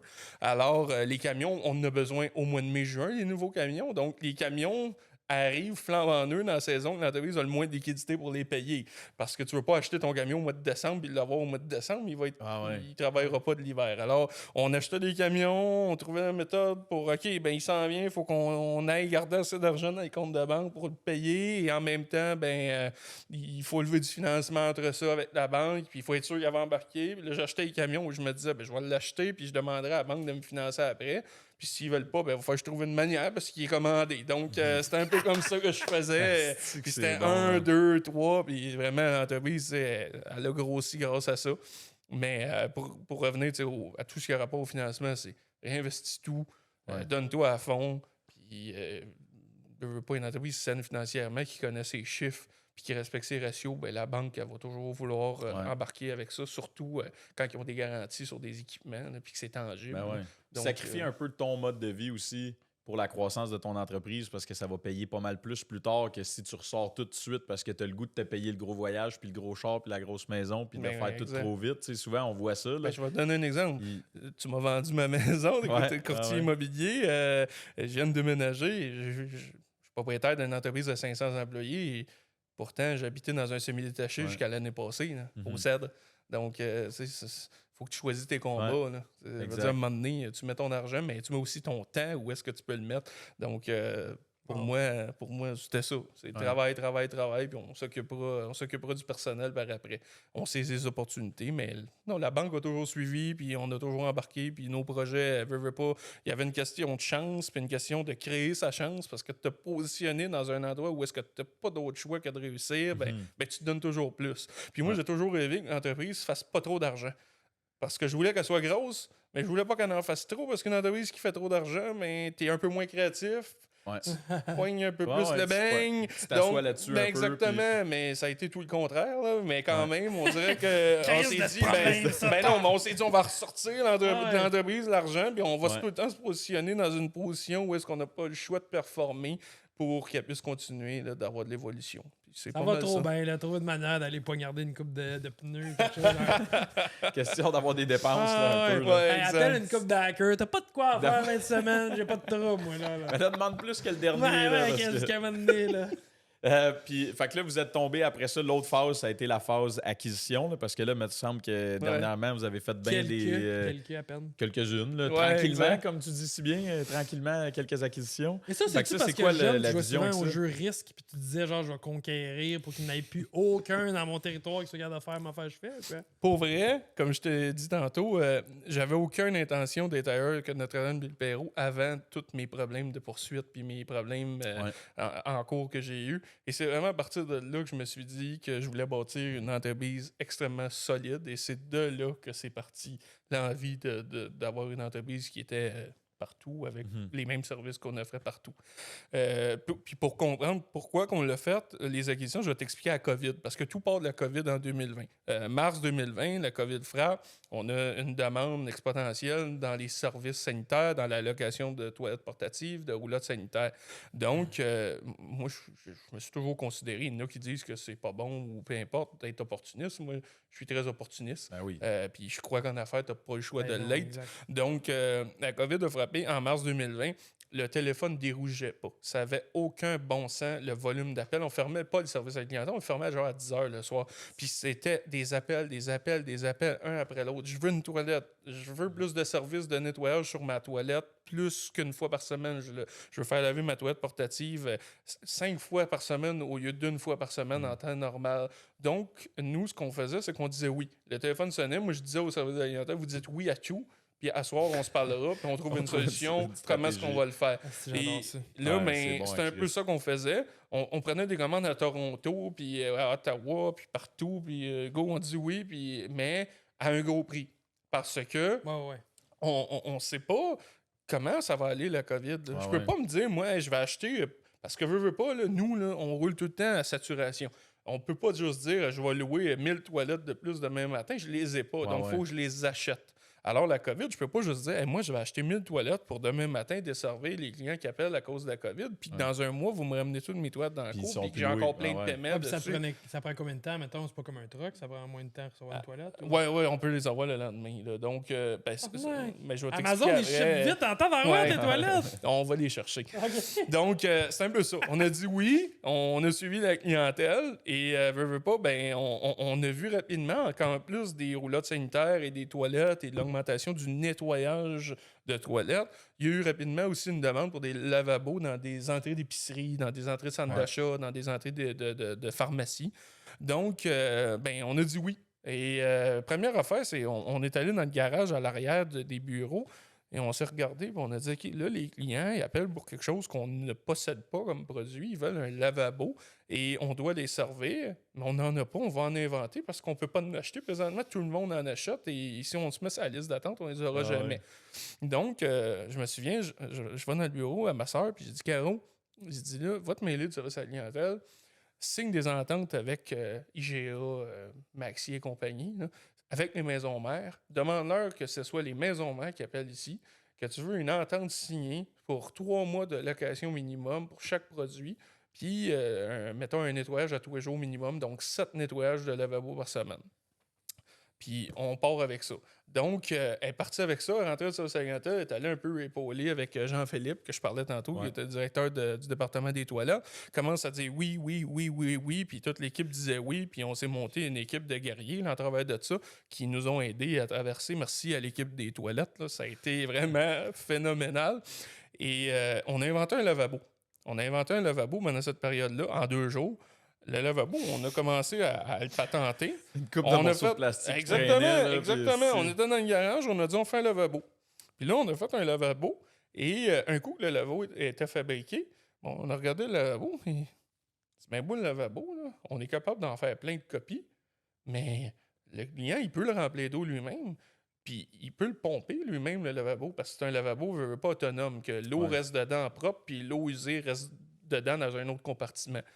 Mais nous, c'est pas ça qu'on veut. On s'en fout de louer un lavabo. Nous, ce qu'on veut, c'est faire travailler nos employés. Ouais. Nous, on veut pas envoyer notre monde veut pas en arrêt de travail à cause de ça. On voulait pas mettre fin à des emplois à cause de la COVID. Puis c'était notre but.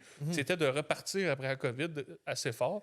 Donc, on s'est dit, OK, on va faire un lavabo qui doit être absolument pompé par un camion vacuum pour être vidangé et rempli par une hose avec un type de fitting pour être rempli. Pour que vous autres ayez pour que ce soit nous qui doivent faire le pompage et nous qui doivent faire le remplissage du lavabo. Donc, on commence le lendemain matin, on se fait une chaîne de fabrication, 8 portes de garage. On a engagé 2 compagnies de sous-traitants. On avait 40 employés dans le garage. Puis on bâtissait des lavabos en quantité phénoménale. Un après l'autre. On bâtit. Là, ton plan, mettons, c'était un plan, c'est une feuille lignée, littéralement. On veut un lavabo à peu près de même. J'avais une idée, c'est ça que je voulais. Puis on s'est mis à 2-3, on l'a réfléchi, puis on l'a fait. Donc, on est parti avec l'idée de prendre des lavabos qui allaient dans les toilettes portatives et de les installer sur une base avec un 45 gallons dans le milieu caché. Tu sais, de quoi de cute. Là. Je sais pas si vous avez vu des photos pendant la COVID. Bon, on utilisait en masse. Tout le monde l'avait. C'était tout tatoué, ça. Ouais, c'était... Il n'avait beaucoup. C'était plusieurs centaines. Et là, on les fabriquait en chaîne et on les livrait. Puis notre équipe, veut pas, il n'y avait rien d'autre à faire pendant la COVID. Donc, ils étaient prêts à travailler 7 jours semaine, toute la gang. Donc, on livrait des lavabos la fin de semaine, la semaine, le soir, peu importe. Puis on disait oui. Donc, le client appelait, puis on essayait de livrer un lavabo le lendemain. Alors, le client, il avait toujours le service qu'il avait besoin avec le lavabo qu'il voulait.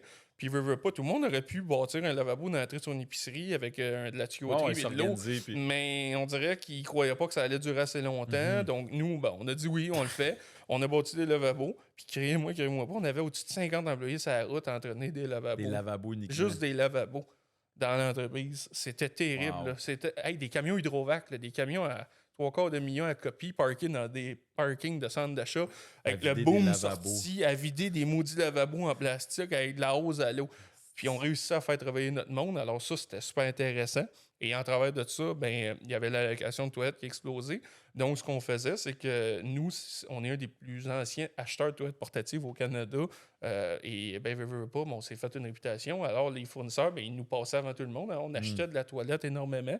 Puis, on avait des transporteurs qui cherchaient le stock à Toronto à journée longue et qui rapportaient des toilettes. On a été le plus grand acheteur au Canada de toilettes portatives en 2021 et en 2022. Wow. Puis on en achetait. Là. Ça avait aucun bon sens, un après l'autre. Donc, les lavabos, les toilettes. Et on a augmenté les services. Mais qui dit toilette, mais ça prend plus de camions pour entretenir les toilettes sur la route, puis ça, on ne peut pas en inventer. Alors, ce qu'on faisait, notre force, c'est qu'on savait diversifier plusieurs années avant. On s'est bâti un atelier pour fabriquer des camions chez nous, chez Sanivac. Donc, on s'est mis rapidement, pendant la COVID, à augmenter le nombre d'employés dans l'atelier, à augmenter le nombre de soudeurs. On s'est ramassé avec une dizaine de soudeurs, plusieurs électromécaniciens, puis on achetait des pick-up Ford, puis on faisait venir des réservoirs des États-Unis, puis on bâtissait les camions après l'autre. Donc, on était capable de sortir à peu près un camion par 3 semaines. Alors, on bâtissait des nouveaux camions, on augmentait les routes de toilettes, on disait oui aux clients, puis on doit avoir bâti 15 ou 20 trucks de nettoyage de toilettes juste pendant... Ah ouais, c'était fou. Ben, même encore aujourd'hui, on le fait, mais là, c'était autre chose. C'était un blitz. Là. Ça n'arrêtait pas. Donc, on bâtissait des camions de toilette, puis on disait oui. On voulait vraiment comme être vu comme le joueur qui allait dire oui à la clientèle. Et en travers de ça, ben, on n'était pas dans les roulottes sanitaires, on n'était pas dans les blocs sanitaires. C'est tout l'extérieur en tôle, là, avec les toilettes en porcelaine en dedans. On n'en faisait pas vraiment de ça en 2000. On en faisait un petit peu en 2020, mais c'était loin d'être ce que ça a l'air aujourd'hui. Et pendant la pandémie, mais ce qu'on faisait, c'était assez simple. Les clients, ils voulaient soit une toilette, soit une roulotte, soit un bloc sanitaire. Nous, on avait les toilettes chimiques, mais on n'avait pas les autres. Donc, rapidement, fais des appels. Appelle tous les fournisseurs qui possèdent ce type de roulotte-là. Je leur dis, OK, c'est simple. Mes clients vont en avoir besoin. Tu as combien de roulottes en inventaire? Je veux toutes les louer. Complet. Puis là, je louais leurs roulottes au complet, leur inventaire. Je les faisais venir chez nous à l'île Perrault. Puis quand nos clients appelaient pour avoir un service, on était capable one-stop shop. On t'envoie une roulotte sanitaire, une roulotte, une toilette, peu importe. Puis on livrait. Donc, on s'est ramassé avec énormément de roulottes, toilettes, peu importe, en location pour la clientèle. Puis tout ça, c'est à cause qu'on a dit oui. C'est vraiment oui. Je viens de comprendre ton explication de tranquillement. Ouais, c'est ça, exactement. J'ai pensé à quelque chose tantôt, je veux pas revenir trop loin dans tes. Parce que pour vrai, c'est passionnant en crime, là, mais il y a des tes lavabos, mettons, là. Sont où? Là, vous allez rire encore parce que les lavabos. Il a fait des pick-up avec. Mais non, écoutez bien ça, vous allez rire encore plus. Les lavabos, c'est des lavabos qui vont dans des toilettes, qui étaient bâtis sur des bases en bois. On a juste défait les lavabos après la COVID, mais on les a installés dans des toilettes. Fait que tu les as réinstallés dans ton produit qui tourne. Wow. C'était des 45 gallons en plastique dans le milieu. On les a remis à vendre sur Marketplace. Donc, puis le bois qui sert à faire la structure le lavabo, on l'a coupé en morceaux, puis c'est des petits chimes pour mettre en dessous des toilettes pour les niveler. Donc, c'est pas mal à ça. Je peux vous dire qu'on a fait de l'écologie avec notre produit, mais il n'y a rien qui a été perdu. Alors, vraiment, les lavabos, ça a été un beau produit. Mais là, ce qui est arrivé, c'est qu'en 2020, ça roulait à fond en malade mental. J'ai eu Zona dans la face, là, pas assez stressé, pas assez fatigué, là, peu importe. Et en 2021, ça roulait encore beaucoup, mais on sentait que, à un moment donné, ça ne peut pas rouler fort de même, là, ça n'a aucun sens. Alors, on s'est dit, OK, mais c'est bien beau, là, mais on vient d'acheter de l'inventaire pour les fous et les fins, puis on n'aura jamais toute cette demande-là après la pandémie. Puis on est en 2021, et là, je me disais, qu'est-ce qu'on fait? Ça n'a pas de bon sens. Ouais. On va tout le ramener dans le cours, puis on n'aura plus de demande. Donc, c'est en 2021 que j'ai eu l'idée, je me suis dit, j'ai jamais fait ça, une acquisition, mais j'ai acheté Sanivac. On va commencer à faire des acquisitions, puis on va fusionner les entreprises qu'on va acquérir à Sanivac, et on va vendre leur inventaire à l'encan, et on va amener notre stock dans leur compagnie. Donc, c'est de là que sont venues les acquisitions d'entreprises de toilettes. C'est qu'en 2021, on a réalisé la situation, puis à la fin 2021, on s'est donné un plan. Puis en 2022, on a commencé à faire des acquisitions. Puis c'est exactement ça qui s'est passé tout le long de 2022 et 2023. On avait une personne à temps plein qui travaillait pour Sanivac qui faisait seulement sa job, c'était vendeur de stock à l'encan. Il faisait juste vendre du stock de toutes les compagnies qu'on achetait. Il roulait l'inventaire, il vendait du stock, on amenait du stock neuf. Tu vends ça à qui? C'est tout à toi? Aux États ou dans l'Ouest, peu importe, ou à l'encan. C'est vraiment, on roulait. Donc, on roule l'inventaire, on roule l'équipement, puis on amène plus de stock presque neuf là, partout. Donc, c'est vraiment puis là, en startant ça, tu as vu que ça se passait bien. Fait que là, une, puis l'autre, puis... C'est vraiment un concours de circonstances. J'ai jamais voulu faire d'acquisition. Mais à force d'en faire, j'ai réalisé une chose. L'important, c'est pas de vouloir faire des acquisitions. Selon moi, là, on veut pas. Je suis très affirmatif, là, mais c'est une opinion. Mais selon moi, l'important, c'est pas de vouloir faire une acquisition. C'est de calculer quand tu es entrepreneur, c'est quoi le danger à ne pas faire cette acquisition-là? Quand il y a une acquisition, tu la connais, qui a rapport à toi dans ton domaine, il faut toujours que tu te poses la question, est-ce que c'est dangereux que je la fasse pas? Qu'est-ce qui va arriver? Donc, tu fais pour les comptes. Et rapidement, je me suis rendu compte que pour nous, pour se positionner comme leader au niveau des toilettes portatives, surtout que c'est vraiment quelque chose que je connaissais comme le fond de ma poche, puis veux pas, tu es meilleur dans ce que tu connais très bien dans la vie. Alors, je me suis dit, je connais ça, et veux pas, le risque, c'est de ne pas les avoir fait, et en même temps, toutes ces acquisitions-là qui nous apportent des nouveaux territoires, vont nous permettre aussi d'offrir nos autres services que l'entreprise offre déjà à partir de ces nouveaux territoires-là. Donc, de faire ces acquisitions-là, oui, étaient bonnes pour notre département des toilettes, mais étaient aussi bonnes pour tous les autres départements de l'entreprise. Implémenter ton infrastructure que tu as déjà, tu fais juste le transport. Je voulais recopier des mini-Sanivac partout en partant par une division qui a 4 collants pour montrer à la face partout. C'est un peu ça. C'est une toilette portative, c'est une petite image de ta compagnie un peu partout.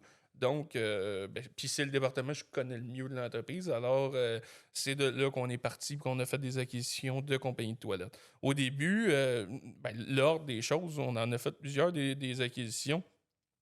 On en a fait, je vais vous les nommer parce que ça finit plus. Mais Outaouais Sanitaire à Gatineau, compagnie de toilettes. Toilette Québec à Saint-Jérôme. Toilette Stockley à Waterloo. Toilette Armal à Sherbrooke. Toilette Estrie à Sherbrooke. Ottawa, Toilette Rental à Ottawa, Cabinet Joseph à Granby, et pour finir, la plus grosse qu'on a faite, c'est Excavac cette année. Donc, on est au total de 8 acquisitions en 2 ans. Et tu gardes leur nom ou tu t'appelles ça Sanivac après? Tous les entreprises de toilettes ont été fusionnées à Sanivac. Tous les places d'affaires opèrent sous le nom de Sanivac. Le branding, les camions sont tous dans Sanivac. La seule entreprise qui est séparée de Sanivac, puis que dans le fond, ma soeur, mon cousin et moi, on possède Sanivac, mais on possède aussi l'entreprise Excavac, qui est vraiment de l'hydro-excavation, qui est à Saint-Hyacinthe. C'est la dernière acquisition qu'on a faite en juin, qui ont 75 employés. Parce que ça, c'est une expertise que vous n'aviez pas. C'est pour ça que tu es allé puis tu gardes le branding de Excavac? Non, franchement, c'est parce que c'est pas le même type de business. C'est une business qui a beaucoup de CCQ. C'est une business beaucoup très, très différente au niveau de comment est-ce qu'elle est opérée qu'une entreprise de toilette. Tu sais, Sanivac, quand tu penses à ça, tu penses à quoi? Aux toilettes bleues, là. Parfait. Si je te dis Excavac. Excavation. Ça sonne excavation, mais... Tu comprends? Il y avait un petit quelque chose. Puis j'aime aussi le branding. Sanivac, sanitaire, vacuum. Excavation, vacuum, Excavac. Donc, il y avait une question aussi que dans le marché, le nom Excavac, c'est un nom très reconnu au niveau de l'hydro-excavation. Et Sanivac, c'est très reconnu au niveau des toilettes. Mais malgré ça, Sanivac offrait des services d'hydro-excavation avant d'acheter Excavac. Mais le monde ne nous reconnaît pas pour une compagnie d'hydrovac. C'est pour ça que tu es réputé, je comprends. Donc, on a dit, on va garder les deux entreprises, puis on va essayer de faire du chemin là-dessus. C'est vraiment ça qui est arrivé. Il reste combien de toilettes portatives pas Sanivac au Québec en ce moment?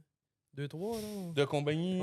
Il y en a beaucoup. Le monde, il pense qu'il n'y a pas de compétition, puis que j'ai acheté de la compétition. Là. Il y en a énormément de la compétition, pour vrai. Puis ça, on pourrait en parler plus loin du pourquoi. Tantôt, on parlait avant le podcast de contrats publics, puis tout le kit.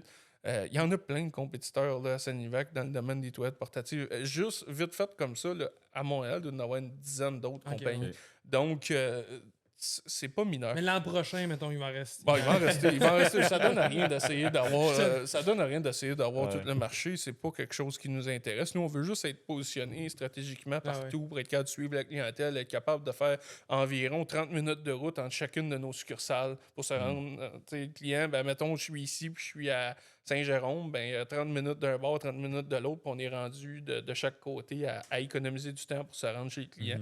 Alors, c'est un peu ça. Là. C'est au niveau des emplacements et des zones. 30 minutes, ça dépend. Il faut juste pas que tu passes par le pont de l'île aux Tourtes. Ouais, exactement. Mais t'as-tu déjà essayé d'aller à Saint-Jérôme à partir de l'île Perrault dans le trafic? C'est quelque chose autant d'un bord comme de l'autre, mais depuis qu'on a Saint-Jérôme, on voit une énorme différence là, au niveau de... c'est terrible. Là.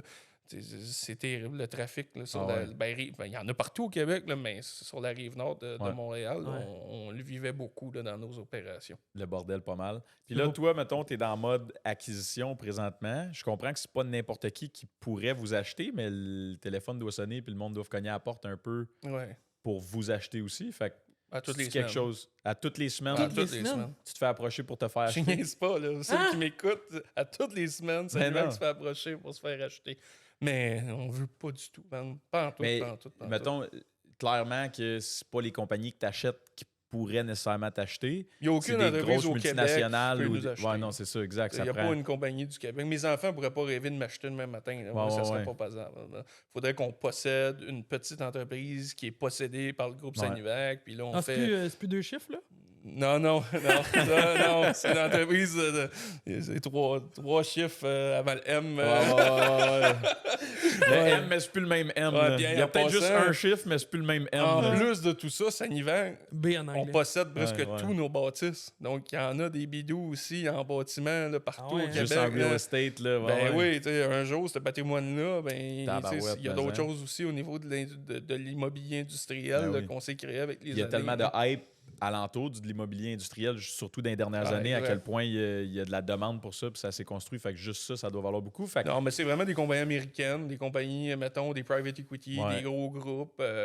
Des fonds qui t'approchent. C'est quoi ça va vous prendre? Ouais, c'est ça. Il n'y a pas de chiffre. Non, je sais. Mais est-ce que vous avez des objectifs pour ça? C'est-à-dire... Avez-vous un exit strategy? Ou non, on veut pas. Nous, notre rêve, c'est d'intégrer la 4e génération. Moi, j'ai 3 enfants, ma soeur en a 2, mon cousin en a 3. Donc, notre rêve, c'est ça. Si ça marche, ça marche. Puis on se reparlera dans 20 ans si ça n'a pas marché.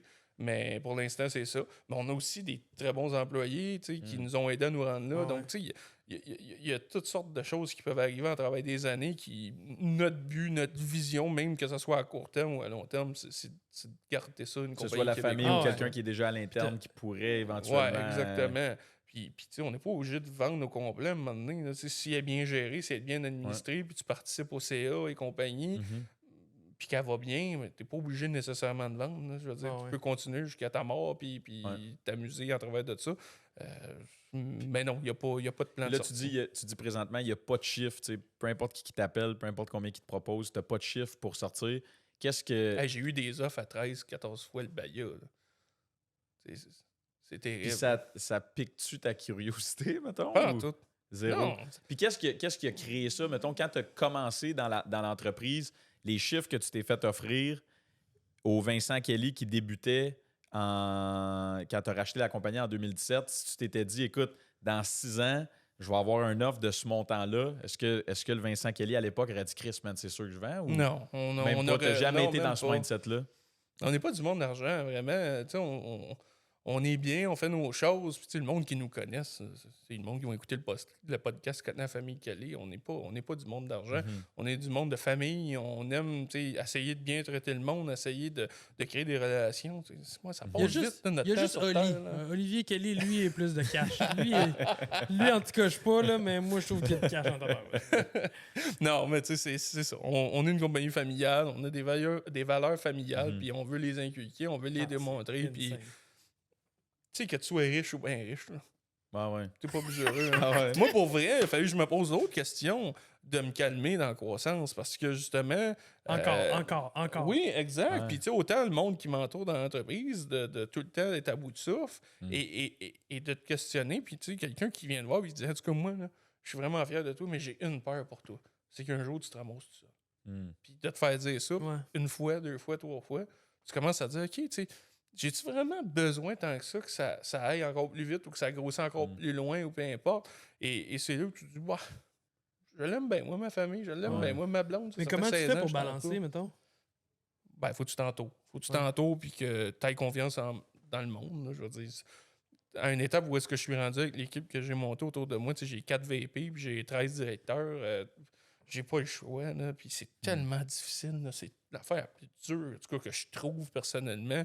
C'est de les laisser faire leurs erreurs, malgré que j'ai été le premier, mais de me retirer puis d'essayer d'être moins présent, de me mêler moins de leurs choses, de laisser faire leurs erreurs. C'est ce que je vis là, depuis 1 an. Là. C'est vraiment. Tu travailles plus sur la business maintenant que dans le business. Oui, je travaille encore un petit peu dans le business, là, mais je travaille énormément sur la business là, tous les jours. J'essaie de travailler dessus. Puis là, mettons. Parce qu'évidemment, on veut respecter ton temps. Là, j'aurais 10 000 questions, hey, man. C'est incroyable le nombre de pépites qui ressort de ça. C'est genre, tu sais, mettons, on est dans l'épisode, puis j'ai hâte de réécouter l'entrevue juste parce que je suis sûr qu'il y a des bouts qui vont flasher encore. Mais vos plans pour les années à venir, puis pour le futur, ça ressemble à quoi, tu sais, avec une si grande... Tu sais, on parlait tantôt, des fois, tu vis quelque chose, un high qui est tellement bon que tu veux tout le temps essayer de le répliquer, puis tu veux revivre ça parce que ça va tellement... Ça a tellement été bon, cette croissance-là. Est-ce que tu veux tomber là-dedans? Est-ce que c'est encore de l'expansion qui est la vision? Est-ce que c'est concentré sur ce que vous avez? C'est quoi vos prochains projets, là? C'est de se concentrer sur ce qu'on a, peaufiner ce qu'on a créé, peaufiner ce qu'on a acheté, peaufiner aussi, veux pas, nos façons de faire. C'est vraiment là-dessus qu'on... L'année 2024, c'est une année d'amélioration de processus, d'amélioration des choses. C'est vraiment là-dessus qu'on vise. On n'est pas à la recherche d'acquisition, mais on est à l'écoute s'il arrive quelque chose. Je crois qu'il ne faut jamais se fermer les portes puis toujours écouter. Alors, vraiment, on écoute, on regarde, mais l'entreprise, pour l'instant, elle pourrait bien rester comme qu'elle est là jusqu'à ma retraite. Ça me rendrait heureux quand même. Mais, je veux dire, j'ai le devoir comme entrepreneur, surtout rendu au nombre qu'on est rendu de personnes, d'amener de la croissance. Parce que tout le monde, surtout en 2023, moi, je ne serais jamais un entrepreneur qui ne fait pas de croissance. Je ne pourrais pas être l'entrepreneur qui ne fait pas de croissance. Ce monde, en 2023, ils veulent quoi? Ils veulent pouvoir évoluer dans une entreprise. Ils veulent pouvoir atteindre des postes plus vite qu'avant, plus jeunes qu'avant. Ils veulent aussi avoir des responsabilités. Ils veulent que tu leur fasses confiance. Donc, quand tu te mets à faire les calculs de tout ce qu'un humain veut avoir dans une entreprise, tu réalises que ça se donne pas si tu n'es pas en croissance. Donc, c'est un peu ça qu'on a réalisé assez vite, que c'est bien beau notre décision, c'est bien beau notre vouloir, mais aussi, il y a du monde autour de nous. Il faut laisser de la place. Moi, tous les jours, je me lève, puis la principale chose que je me dis que je m'en vais faire, c'est élever du monde, faire grandir du monde, augmenter leur valeur dans la société, augmenter leur valeur comme humain, comme employé, peu importe, puis de pouvoir les aider à s'en aller au prochain niveau. Mais pour le faire, je dois leur créer des opportunités en travers de l'entreprise qui vont leur permettre de se rendre là. Donc, non, je ne cherche pas à faire la croissance pour les prochaines années, mais je suis certain qu'il va en avoir. Parce que, comme je dis, j'ai jamais eu de plan stratégique, j'ai jamais eu de vision très long terme.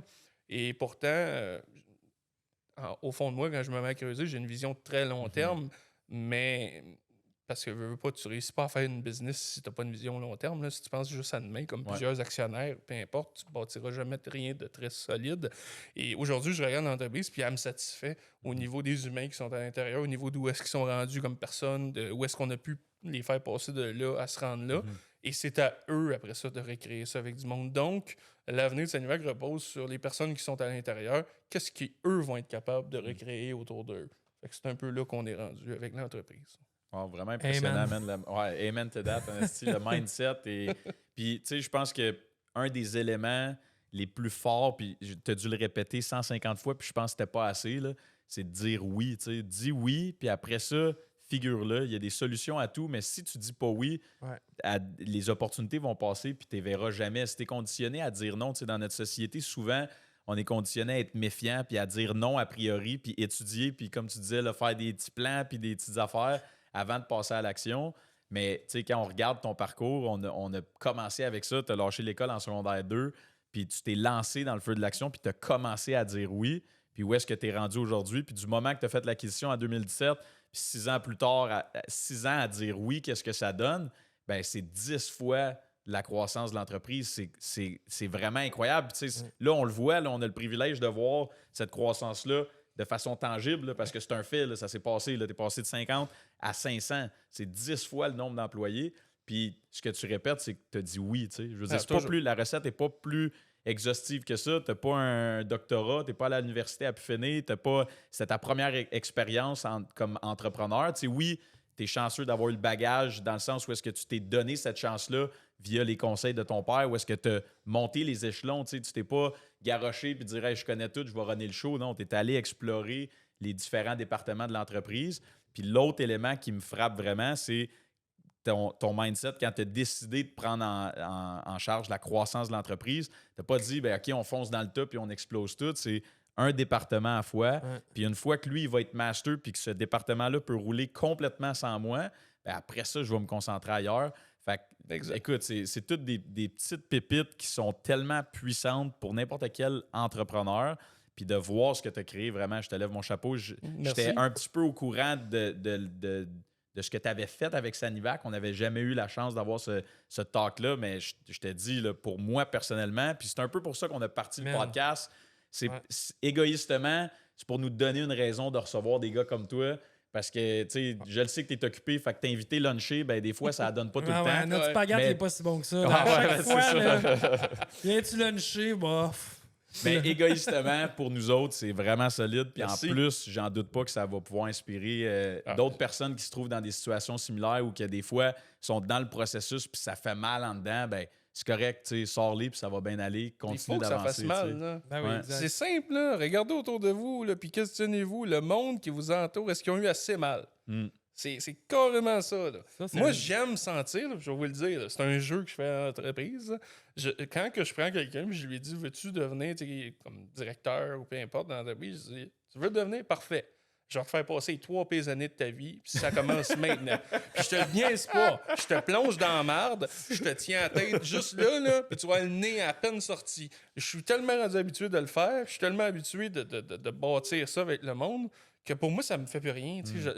Je le vis bien de le faire. Mais quand je vois mes nouveaux, puis quand je vois le monde évoluer là-dedans, ils capotent, puis les problèmes de RH, de finances, de ci, de ça, puis là, ils voient donc en noir, puis ma job, moi, c'est juste comme de continuer de voir le soleil en travers de ça, puis ça va bien aller. De leur communiquer en même temps. Oui, exactement. Pour toi, là, me faire perdre 5000, c'est beaucoup, OK? Puis si pour moi, pour savoir si t'es bon, ça m'en coûte 100, puis que ça me dérange pas de perdre 100 000, il y a un peu de mafia dans votre affaire. Là. Ben non, mais en bout de ligne, là, je veux évoluer du monde. Ça coûte cher faire évoluer tes parents. Ils n'ont-tu mis de l'argent sur toi, puis ils se sont-tu trompés? Oui. Lui, oui. Ah ouais. Oh oui. Mais non, mais c'est carrément ça. La Ligue nationale qui disait... Ouais, mais... j'aurais pu. J'étais fort, OK. Mais c'est comme le signe qui dit, tu sais, t'as un employé, puis tu veux pas investir trop parce que tu sais pas s'il va rester.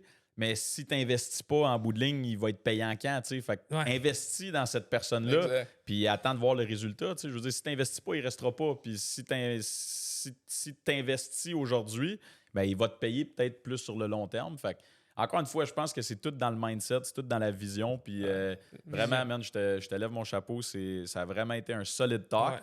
Puis dans un avenue de vouloir respecter ton temps, on va closer ça sur ton mot. Je vais te redonner la parole dans 2 secondes. Oui. Puis si ça donne, ben, peut-être avec la nouvelle année qui arrive, qu'on pourra se faire un petit take-two, quelque chose du genre pour parler du futur. Puis de toute façon, à vitesse que ça va, je suis certain qu'on va avoir du nouveau stock à jaser. Tranquillement. Ça va tranquillement. Fait que si on peut finir ça de la meilleure façon possible, un conseil, une ligne, quelque chose qui t'a inspiré dans ta vie qu'on peut communiquer aujourd'hui, pour ceux qui écoutent, ça serait quoi? Comment qu'on finit ça aujourd'hui?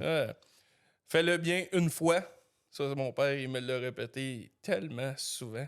Paye cher tout de suite pour pas le repayer après. Ça, c'est quelque chose qu'on avait constamment là, chez nous. C'était, je te dis, il y a la qualité, puis il y a la qualité Patrick Kelly. Ça n'avait aucun bon sens, puis encore aujourd'hui, c'est ça. C'est un mindset qu'on a dans la famille. Fais-le bien une fois, puis recommence pas.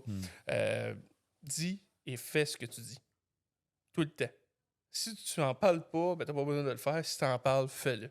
Donc, arrête de parler si tu n'es pas pour le faire, puis dis rien. Le monde va commencer à croire à toi quand ils vont voir tes résultats, pas quand ils vont entendre ce que tu dis. C'est ça. Donc, ça a été quelque chose que mon père aussi m'a montré vite.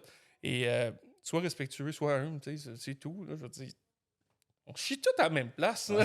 C'est tout. Dans vos toilettes. Mais non, mais c'est tout. Là. Je veux dire que tu sois le concierge de l'entreprise ou le président de Saint-Nivac, là, on va agir de la même manière. Puis arrêtez de péter. Tu sais, quand je vois le monde, là, le linge de marque, le ci, le ça. T'es-tu plus heureux? Essaye donc de réaliser tes rêves. Essaye donc de réaliser tes projets. Sois heureux, puis fais ce que tu dis, puis agis. Puis rêve grand. Tout le temps plus grand. Puis évolue tes rêves. Reste-toi chaque année, réétudie, réécris, puis grandis, puis lâche pas, puis c'est tout. Je veux dire, il n'y a pas de solution miracle. Let's go.